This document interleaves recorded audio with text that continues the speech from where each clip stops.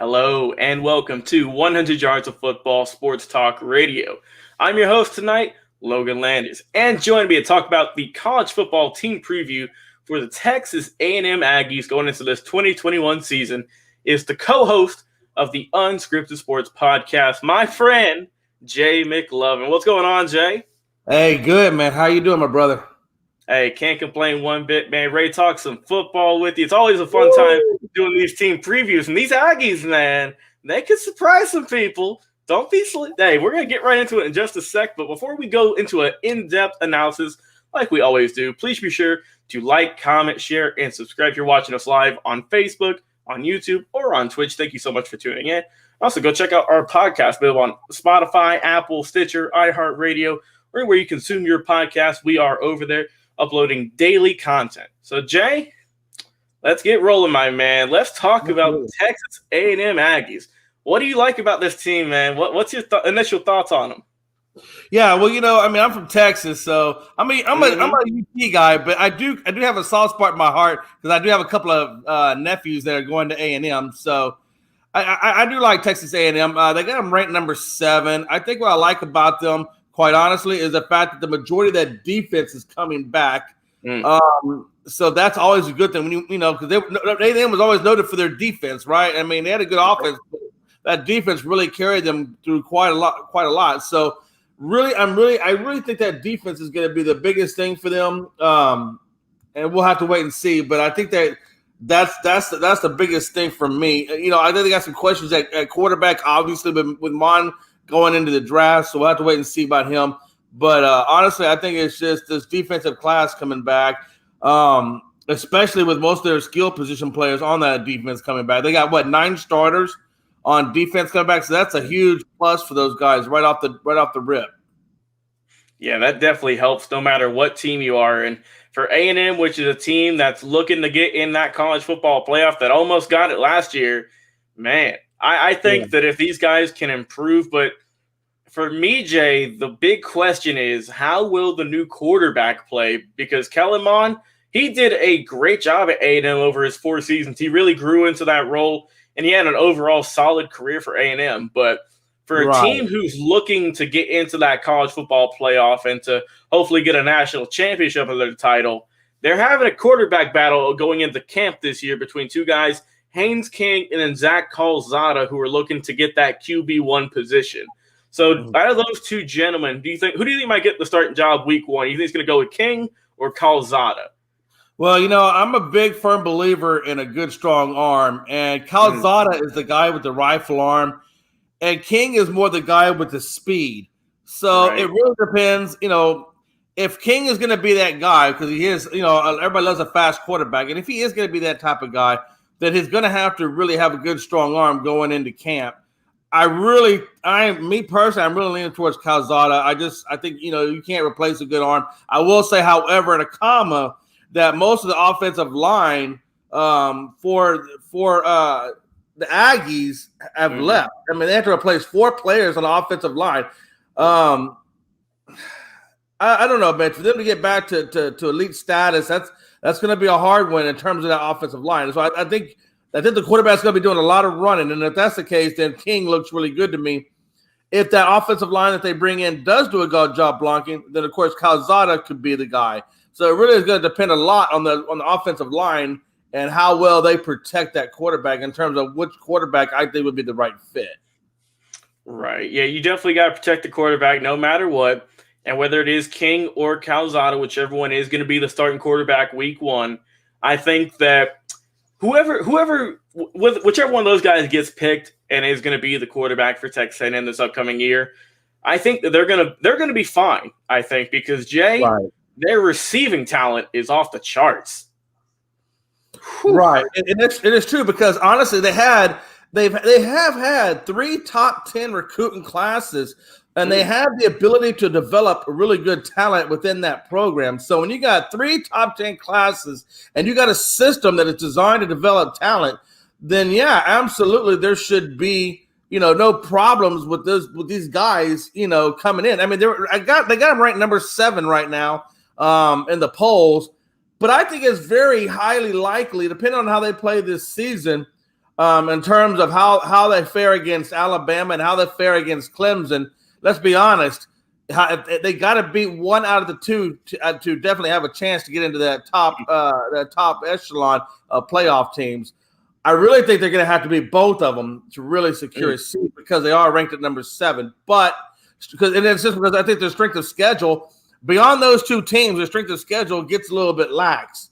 So those two teams are going to make them or break them, honestly.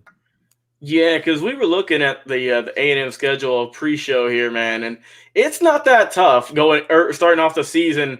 In the first 5 games, the only team that really could give them any trouble is Mississippi State. So I'm expecting a 5-0, if not 4-1 at worst, to start the season. But then they go against Alabama, and man, like you said, they got to get a win again if they want to prove themselves. And if they want to try and get into that college football playoff, you got to beat Alabama. That's been A&M's Achilles heel for a while now, is the Crimson Tide. And I think if they really want to prove themselves, you got to beat Bama. That's what any team has to do. Don't matter who you are. But keep looking here. And, they play Missouri, which could be a tough battle. South Carolina, we talked about them the other week. That could be a tough team, maybe, depending on how they're doing. Then they took an off week. They're going up against Auburn, which that's hit or miss. You never really know. But then rounding out the season, man, they go Ole Miss, Prairie View A&M, and then LSU to end the season. So not the toughest schedule in the world, I don't think, honestly. No, not really. At most, I'm expecting one loss, and that might be to Bama. I think they could run the table and just go with that one loss. What about you? I just don't want to look past Auburn. Auburn is the other one that I think – I'm sorry I said Clemson. I was looking at the wrong schedule. I apologize.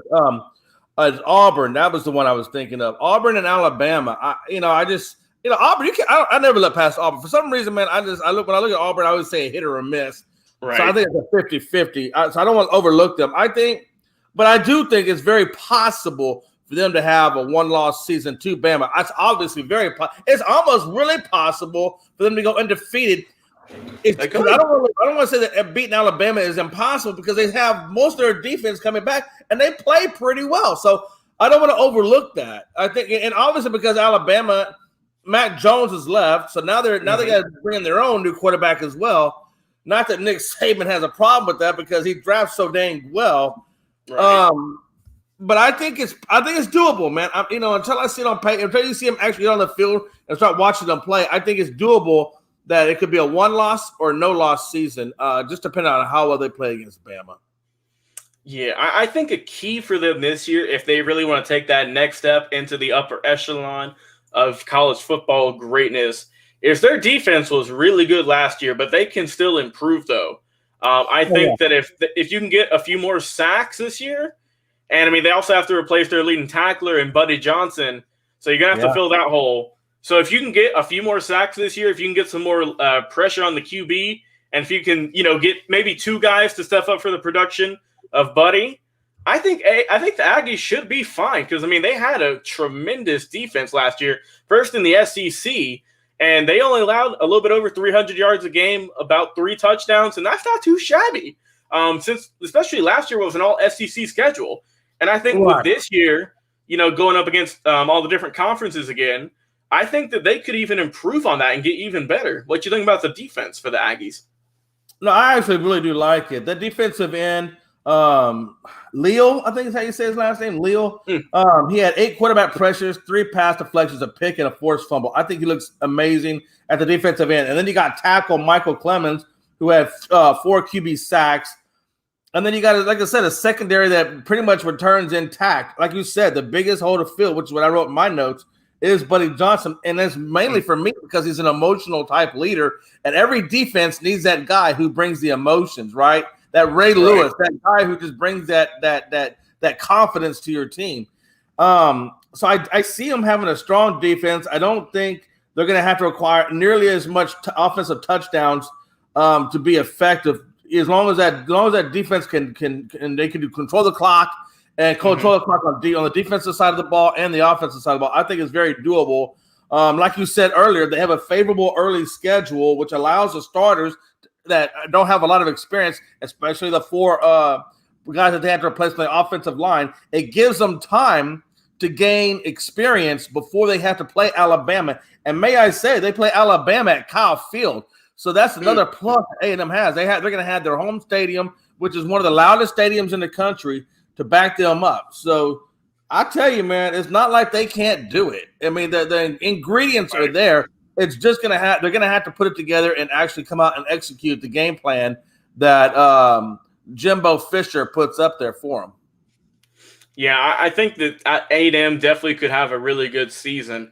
And for that, man, you got to have key players. So who are your thoughts, man? Who are your key players on offense or defense? Who do you have marked down as someone you think might have a really good year for the Aggies? Well, the two that I mentioned are going to be absolutely key for that defense, and defensive end Leo and the tackle Clemens. On the offensive side of the ball, they're obviously going to have to control the clock. I think they're going to have to be a very run-centric type of team. So the weakness is obviously their offensive line and not knowing necessarily what you have in the quarterbacks. But the strength for me is in their running backs, which you have Spiller, who came off of a little over 1,000-yard season, and he's going to be sharing carries with and I hope I say his name wrong, Akeen. He was the Orange Bowl MVP from last year, so he'll be splitting carries with him. But I do think that the running backs are going to be the absolute key to helping this offense get going. Yeah, I think that's really going to be helpful, especially with the new QB who could struggle early in the year. You never know. You could rely heavy on your running backs who proved with Spiller was a really good addition and who could really have another 1,000-yard, potentially 2,000 yards, just seeing how much they're going to rely on him type of season. But for me, I'm going to go with the receiving core, and I'm going to go with a guy who I think is who's really going to help out this team this year, and that's going to be Aeneas Smith.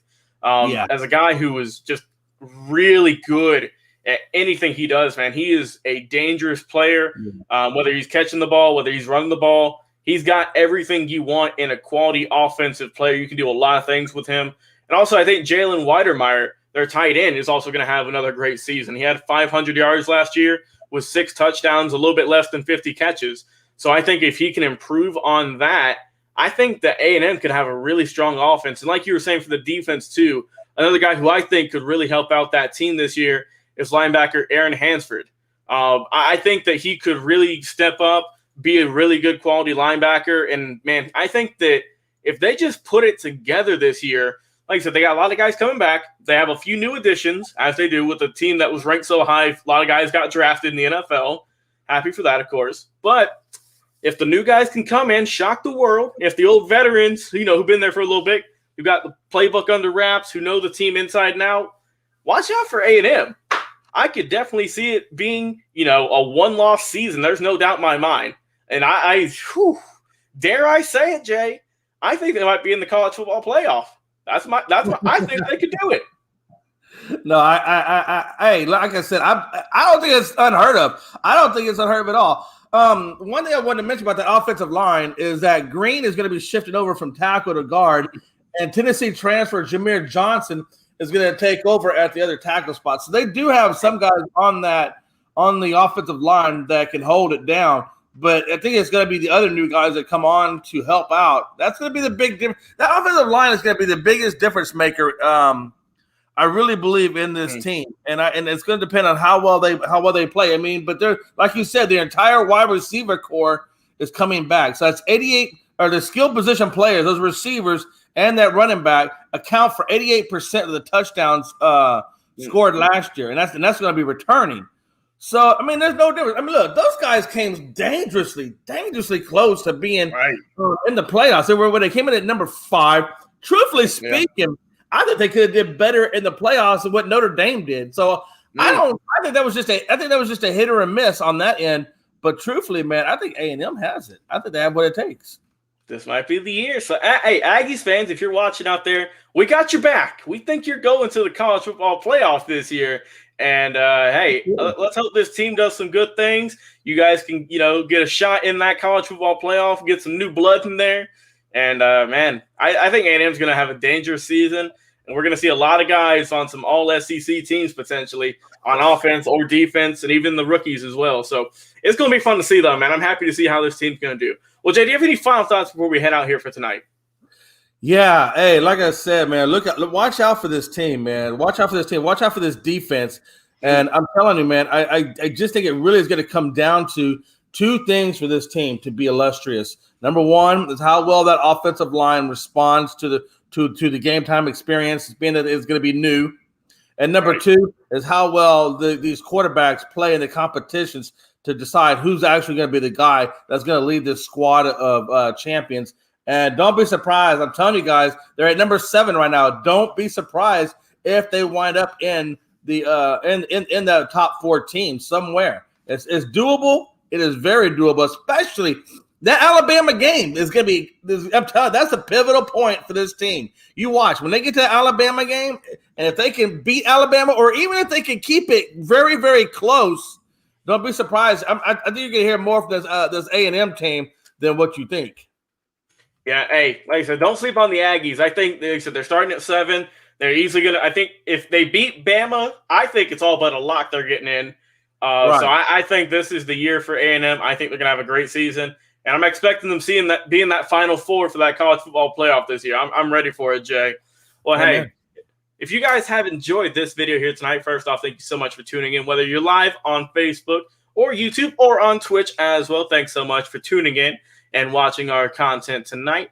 Also, be sure to go check out our podcast available on Spotify, Apple, iHeart, iTunes, anywhere you enjoy listening to podcasts, whether you're working out, on your way to your morning commute, anything you like to do and you like to get a little 15 to 45-minute dose of football action, we are here for you each and every day, whether it's legends interviews, player interviews with some guys who just got drafted in the 2020 NFL draft. We had 2 guys on here.